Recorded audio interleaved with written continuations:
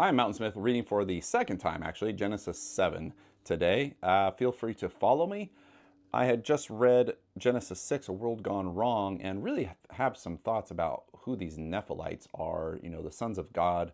Noah then is told that he needs to build a giant ship, and he is going to be the only one left with his wife, his sons, and their wives, and all the animals. So this is where we get into the flood covers the earth, Genesis 7. I've never read past the book of Genesis, so this is all brand new to me. I started rereading Genesis just so I get a better understanding because it's a tough book for anybody who's starting. So if you want to join me, follow along. The New Living Translation is the one I'm reading. So let's see. The flood covers the earth. When everything was ready, the Lord said to Noah, "Go into the boat with all of your family, for among all the people on earth I can see that you alone are righteous. Take with you 7 pairs, male and female, of each animal I have approved for eating and for sacrifice, and take 1 pair for each of the others. Also take 7 pairs of every kind of bird. There must be a male and a female in each pair to ensure that all life will survive on the earth after the flood. 7 days from now I will make the rains pour down on the earth, and it will rain for 40 days and 40 nights, until I have wiped from the earth all the living things I have created." The one thing that's noticeable here is, at least in Genesis, the number 7 is mentioned a lot. We've got 7 years. He's saying that there must be 7 pairs. He says 7 pairs again, 7 days. 7 is mentioned a lot, and I'm wonder what the significance is. So Noah did everything as the Lord commanded him. Noah was 600 years old when the flood covered the earth. Wow. I mean, it's quite a life. He went on board with the boat to escape the flood, he and his wife and his sons and their wives. With them were all the various kinds of animals, those approved for eating and for sacrifice, and those that were not.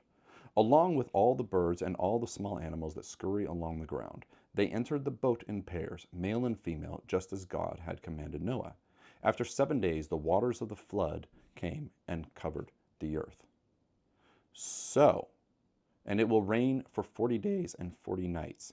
So it is going to rain. I remember there was a thought there that the waters were from springs, but it does say it's going to rain.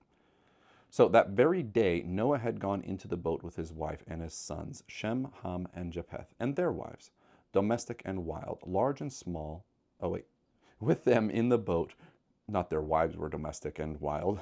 Sorry, let me start that again. That very day, Noah had gone into the boat with his wife and his sons, Shem, Ham, and Japheth, and their wives. With them in the boat were their pairs of every kind of animal, domestic and wild, large and small, along with birds of every kind. 2 by 2, they came into the boat, presenting every living thing that breathes. A male and female of each kind entered, just as God had commanded Noah. Then the Lord closed the door behind them. For 40 days the flood waters grew deeper, covering the ground and lifting the boat high above the earth. As the waters rose and higher above the ground, the boat floated safely on the surface. Finally, the water covered even the highest mountains on earth, rising more than 22 feet above the highest peaks. All of the living things on earth died: birds, domestic animals, wild animals, small animals that scurry along the ground, and all the people.